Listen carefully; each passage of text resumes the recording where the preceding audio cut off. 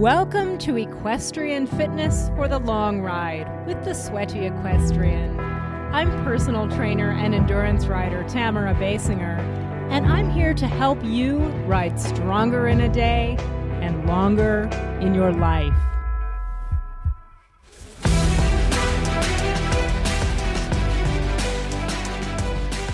Hello, welcome to the podcast. I am feeling a little bit overwhelmed going into this summer because I just got my youngest horse back from the trainer, so I have work with him to do on top of everything that I already had to do for my other horses' training and fitness, plus my own. So while it feels like a lot, I am feeling really grateful that my energy is good and I feel physically ready to take that on. And I'm actually noticing this because there was a time late last summer when I wanted to be getting out and doing all the things, but I was feeling kind of crushed by an uncharacteristic fatigue. And I did find a solution to that. And I want to share it with you because maybe you have experienced something similar. Maybe you are experiencing it right now. Maybe you are also excited about summer and getting out there and all the possibilities. This is our time to ride and compete and all the things, right?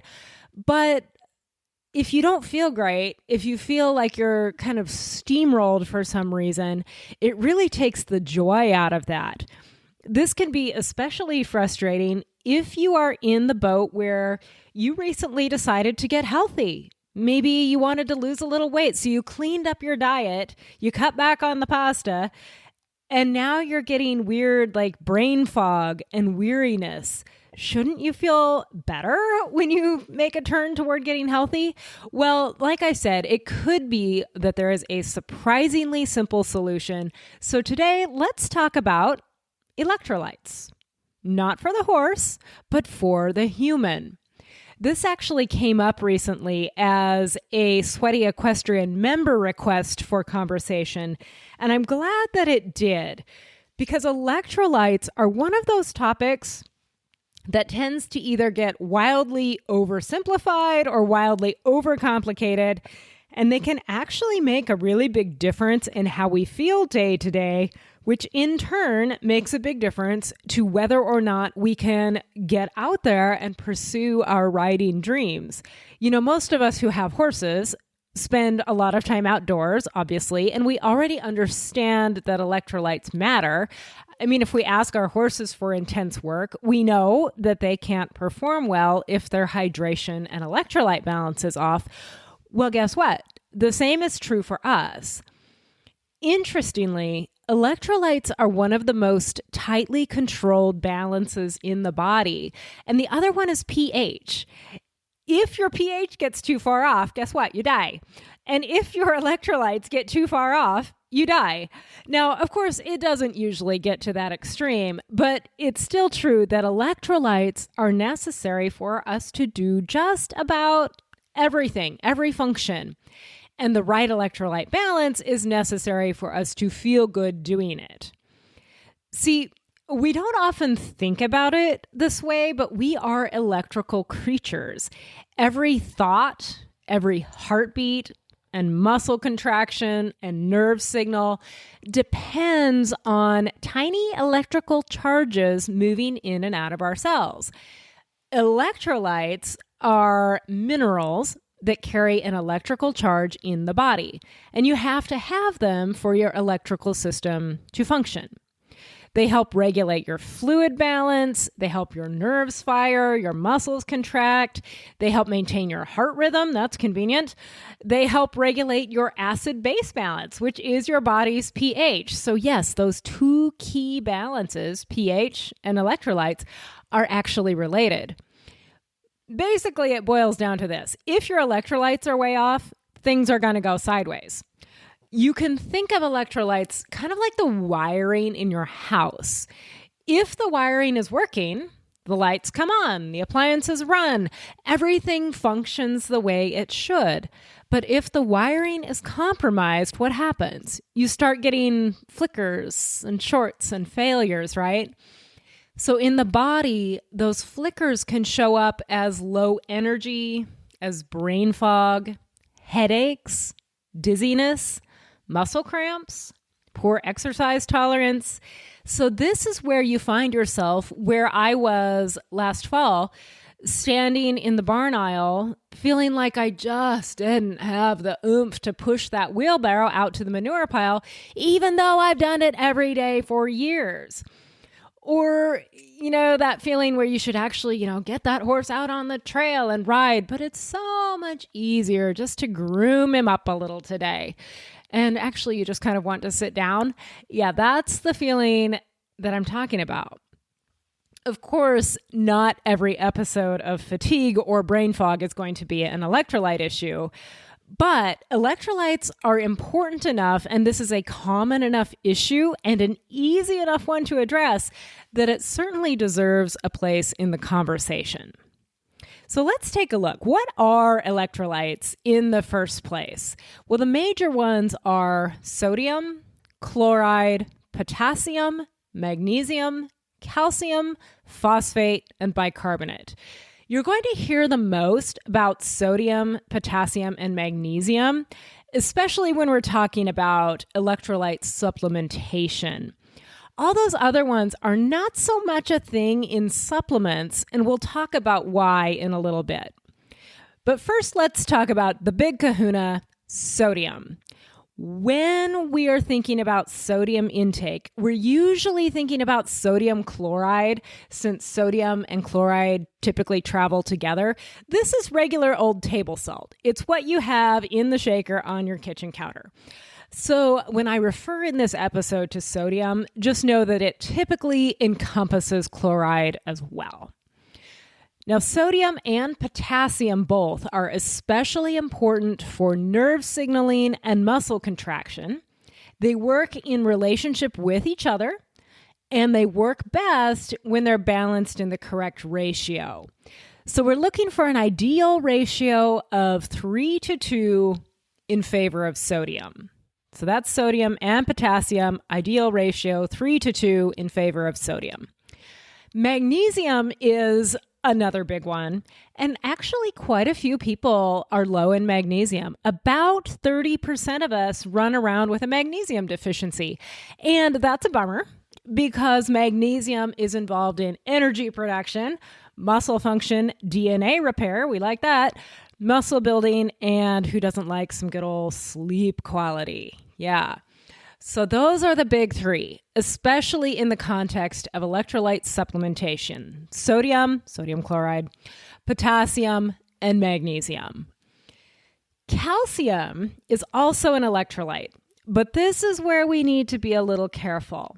Calcium is absolutely important, especially for our bones, teeth, muscle function, nerve signaling, but calcium supplementation is not something that I would just casually toss into the mix for everyone. There are some concerns, and the research here is a bit mixed, but there are some concerns around supplemental calcium, not from food, but from supplements, and cardiovascular risk, especially when that supplemental calcium isn't properly balanced like it would be within a whole food diet. It's believed that it maybe builds up in the blood vessels, and also calcium supplements can cause digestive issues for some people. So calcium matters as a nutrient, but for most people, I would rather see calcium coming from food unless your personal medical provider has told you otherwise.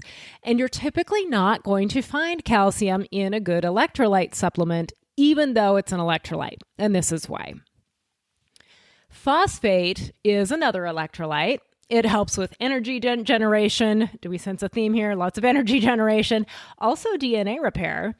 And like calcium, it is highly associated with bone health and the hardness of your teeth. So that sounds great, right? But here's the thing. Phosphate deficiency is vanishingly rare. Most people actually get plenty, and most of us take in about double what we need. So that's why you will not see phosphate either in a good electrolyte supplement. And finally, there is bicarbonate. That's an electrolyte, but you're not going to see it in a supplement either because you can actually produce it in your own body, so you don't need to take in any more. So, for the purpose of everyday life, workouts, barn chores, riding, sweating in the heat, and also in the cold, by the way, and possibly addressing low energy and brain fog, let's focus today mostly on sodium, potassium, and magnesium. Now, here's where this gets interesting for a lot of us, especially for those of you who are listening to this episode, because since you're here, you presumably have an interest in being a fitter, healthier rider. See, many people in the modern world, especially people who eat a lot of processed food, get a lot of that big kahuna electrolyte, sodium, from what they're eating. In fact, sometimes too much from all that processed food. But for those of us who tend to trend toward the healthy side, for those of us who have cleaned up our diet and reduced those processed foods and focused instead on whole foods and eating more lean proteins and vegetables, and we're not relying on packaged foods, well, guess what? Our sodium intake is dramatically lower than average because most people are eating those processed foods. Now, that can be a good thing, that lower sodium intake, in some contexts. Certainly cleaning up the diet is incredibly beneficial on a lot of fronts, but the lower sodium can also leave you feeling flat or headachy or tired or foggy, especially if you're also exercising, sweating, working outside. Also, if you're eating lower carb or doing any kind of fasting. Again, this is because you are getting so much less sodium in those contexts. A lot of the sodium in the typical modern diet comes from processed foods. So when you remove those foods in one way or another, you also remove a major source of sodium. Now, I am not suggesting that you should go back to eating a bunch of processed food, of course, but I am saying that you may actually need to salt your food like an active human athlete who needs electrolytes, not less like an unhealthy eater whose doctor has warned about the dangers of too much sodium. So where do these electrolytes that we take in, whether we get enough or not, where do they go? We lose electrolytes primarily through sweat and urine. How much we lose depends on a lot of factors, including body size, genetics, age, diet, activity level, climate, heat, humidity, altitude, how much clothing we're wearing, what medications we might be taking, what medical conditions we have. So there are all sorts of factors here, but bear in mind that because it's summertime and we're equestrians, we are automatically bumping up some of those things. We've got the heat, most of us where we live, it's going to be hotter in the summertime. We're likely to be sweating more. Maybe it's drier, maybe it's humid, and likely our activity level is up. Maybe we're doing a lot of standing around in the sun or riding out there in the wind. Maybe we're camping where we're not getting a regular diet or even as much water as usual. Maybe we're out there walking up and down hills with our horses. And all of this out in the heat, the cold, the wind, the altitude, the dry air. And hopefully we're also hitting the gym on top of all that. So our electrolyte needs as equestrians in this context versus Beatrice at the office who goes home to her air-conditioned house, our electrolyte needs are not going to look like Beatrice, right? We're going to need more. So let's start thinking about how we can replace some of those losses. Before we talk about electrolyte supplements, let's talk about food. You already know that most of the time I like a food-first approach. Whole foods bring nutrients that are already packaged together with other micronutrients. They tend to come naturally combined in reasonable ratios of all these things. And it's really harder to overdo a single nutrient accidentally through food, where it's actually pretty easy through supplementation. Now, sodium, of course, comes from salt. Table salt is fine. It doesn't need to be fancy, by the way. All the expensive sea salt, the red salt, the black salt, the blue salt, the whatever fancy labeled salt, it is not magically different in any meaningful way as far as sodium chloride, electrolytes are concerned. You can also get sodium from foods, the obviously salty ones like pickles and olives, but also sauerkraut, kimchi, cheese, cured meats, surprisingly perhaps, shellfish, salmon, and even whole milk. How about potassium? Where are you going to get that in your diet? Well, potassium-rich foods include lentils, potatoes, bananas, avocados, meat, poultry, seafood. Dark leafy greens are a good one. You can also get magnesium from those dark leafy greens. Also some legumes like black beans and edamame, and pumpkin seeds. Pumpkin seeds are actually a really good source of magnesium. What about the other ones? The others that we aren't going to supplement with, we will just get those from food in most cases. That's your calcium and your phosphate. So calcium comes from dairy, cruciferous vegetables, small fish with edible bones like sardines or canned herring. Those are really good sources if you don't absolutely hate them. And then phosphate is found in plenty of common foods, including salmon, especially Atlantic salmon, the farmed kind, chicken breast, lean ground beef, yogurt, other dairy foods. But again, most of us definitely do not need to go out of our way seeking more phosphate. Okay, so we can get all these things, all these different electrolytes from real food, but how much should we be shooting for? Let's kind of put some targets out there so we know roughly how much we actually need.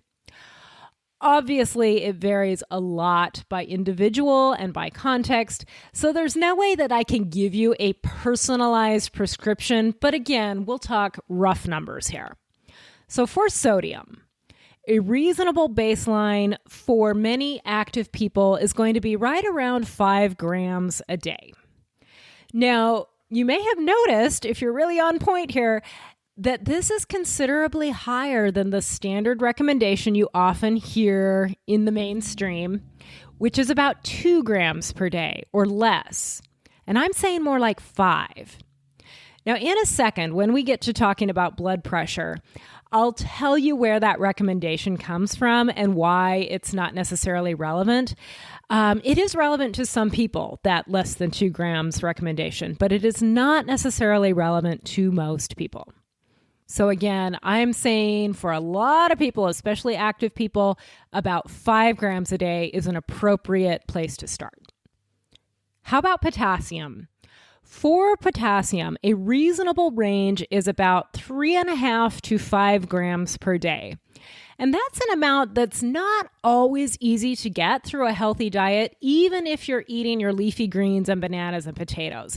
You can do it, but it's not necessarily going to happen automatically.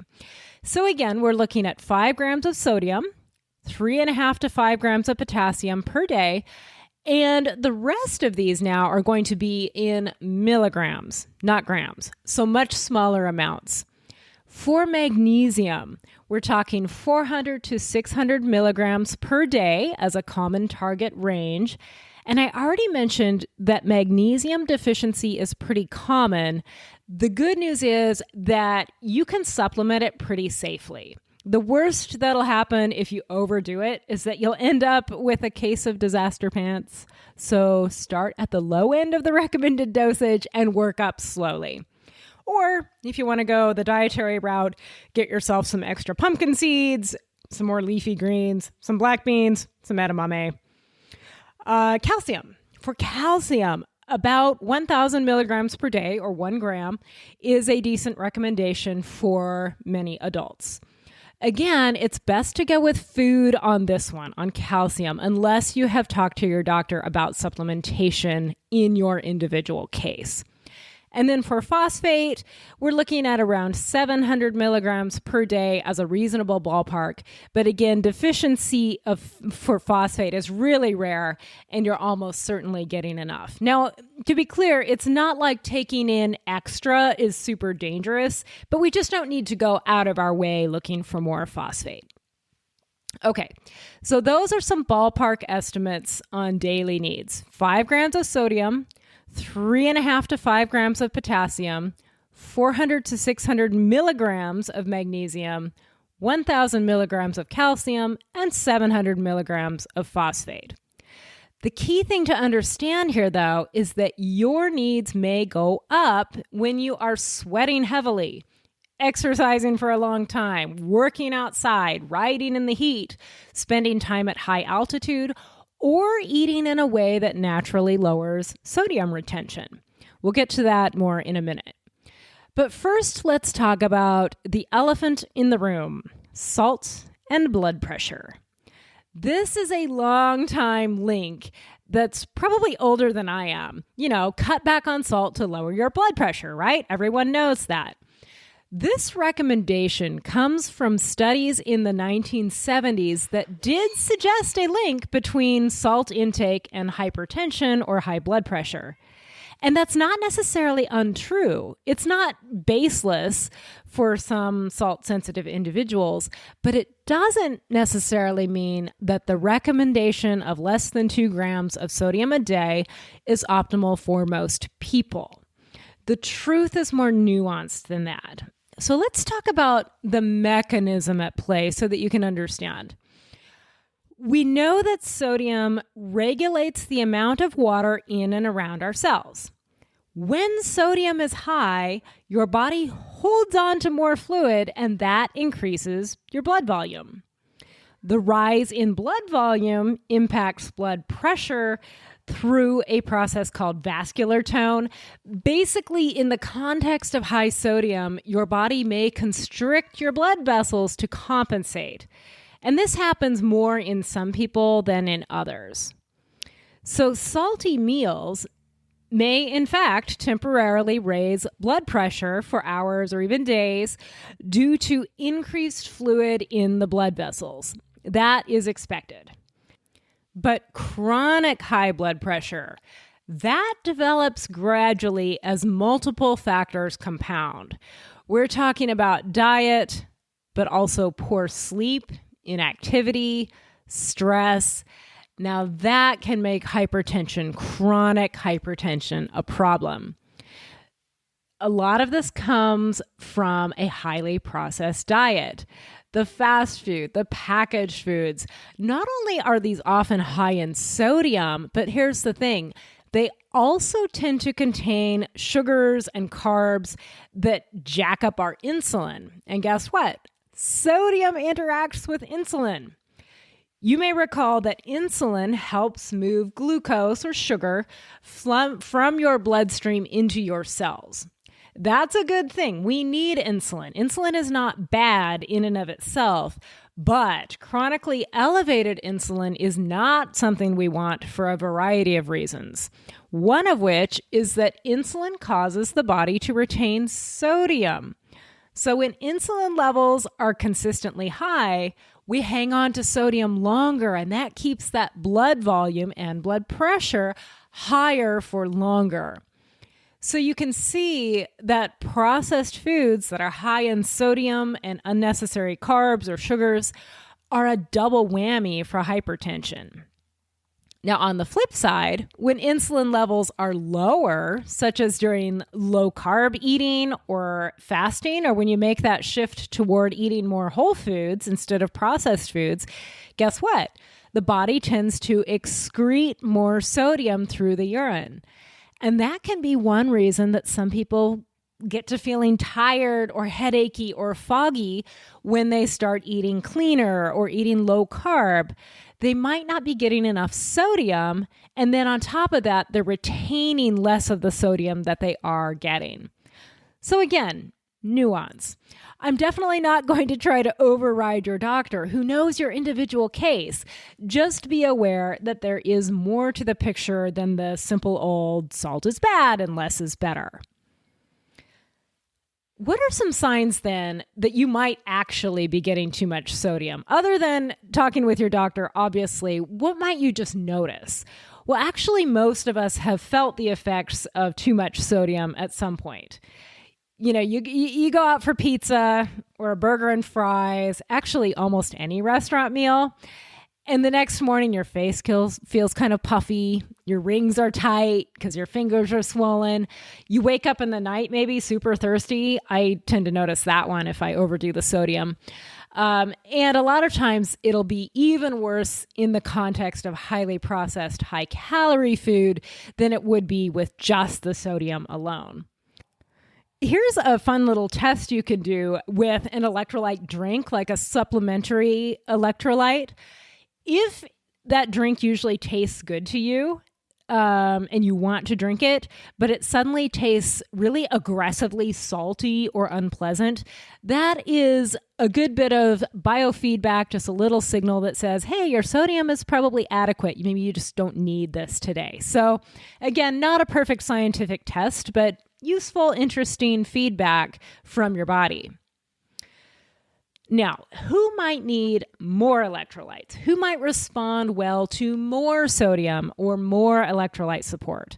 Well, first of all, obviously, people who are sweating a lot. So that includes riders, people who are exercising, working outdoors, going to the gym a lot, spending long days outside in the heat and humidity, especially if you're active at the same time, and also people who are eating mostly whole foods. If you've cut out the processed foods, again, you have probably cut out a major source of sodium. Also, if you're eating low carb or you're fasting, because that lower insulin can mean greater sodium loss through the urine. And also, by the way, if you are using a GLP-1 medication. GLP-1s often reduce food and fluid intake. I mean, that's what they're for, right?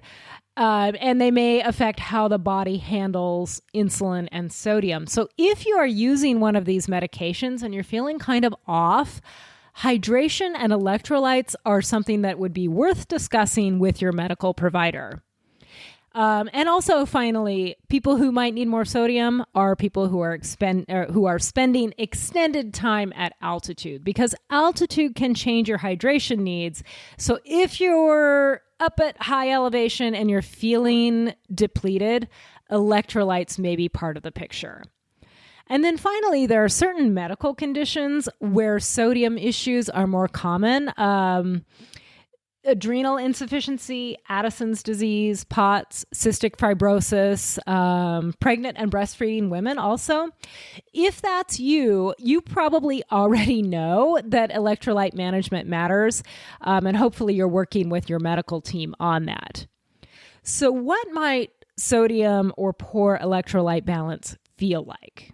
If you're just like me last fall, if you're just feeling some of these common signs like chronic fatigue, frequent headaches, brain fog, muscle cramps, dizziness, especially when you're first standing up, salt cravings, sugar cravings, sometimes insomnia, cramps, especially toe cramps are a funny one. Muscle cramps can show up anywhere, but the toe cramps seem to be especially common. Now, again, none of these symptoms in and of themselves prove that electrolytes are the issue. They can, of course, have other causes. But if you are active and sweating a lot, especially if you're not eating much processed food, if you're drinking a lot of plain water without getting a lot of salt, if you're eating low carb, if you're putting in those long days dealing with heat or altitude, electrolytes are a simple possible solution to consider. And for some people, including me, adding electrolytes makes a surprisingly big difference. So, if you do want to try an electrolyte supplement, what should you look for? Well, first of all, look for something that's actually focused on electrolytes, like not just sugar water with a marketing label. One of the original big sports drink brands falls into this category. It's mostly sugar with a little bit of electrolyte in it. You don't really need that. You don't need a bunch of sugar in an electrolyte drink, especially for everyday use.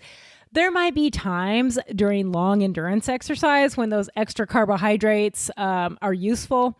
But for most of us, for just daily hydration, I would definitely be looking for a low sugar or no sugar option.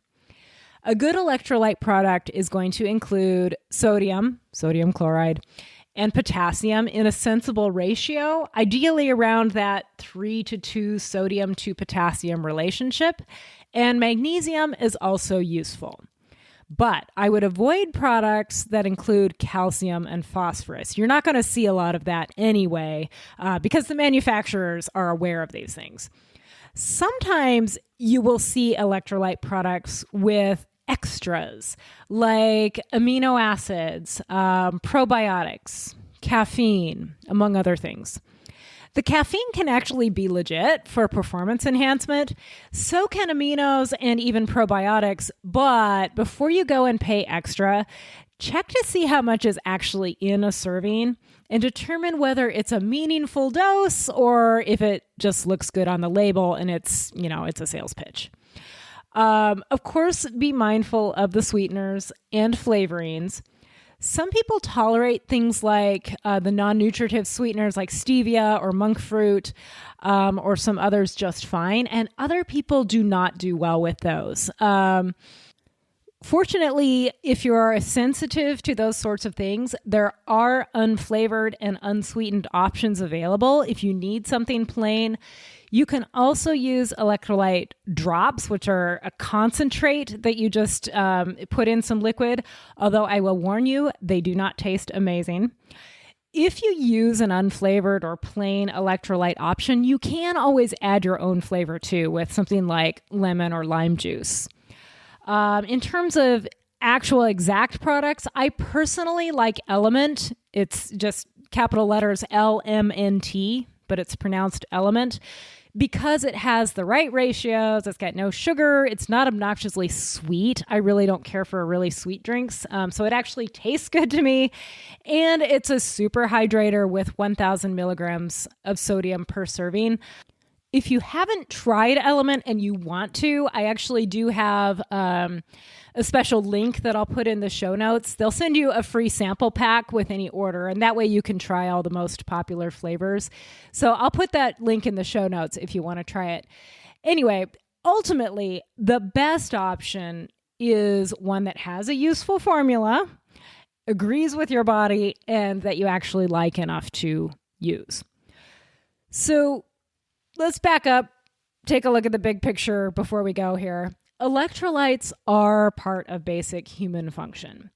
They help regulate your fluid balance, your nerve signaling, muscle contraction, heart rhythm, energy, mental clarity, and as a rider in the summertime, you may need more than you're getting on your healthy whole food diet. So just pay attention. If you're feeling flat and foggy, crampy, headachy, dizzy, unusually tired, that was the big symptom for me. Not sleepy tired, but like fatigue tired. If that's you, a bit of electrolyte supplementation is a really easy and inexpensive solution to try. Because if you can't ride strong and pay attention to train your horses well and take care of them effectively, if your own wiring is flickering, you're just not going to be as good at the things that you really care about out there in the barn. So take care of yourself, my friend, because you can ride stronger in a day and longer in your life. Want to get more sweaty? Subscribe to my newsletter at thesweatyequestrian.com/newsletter. And remember, you have what it takes to be a full athletic partner for your horse. Saddle up strong.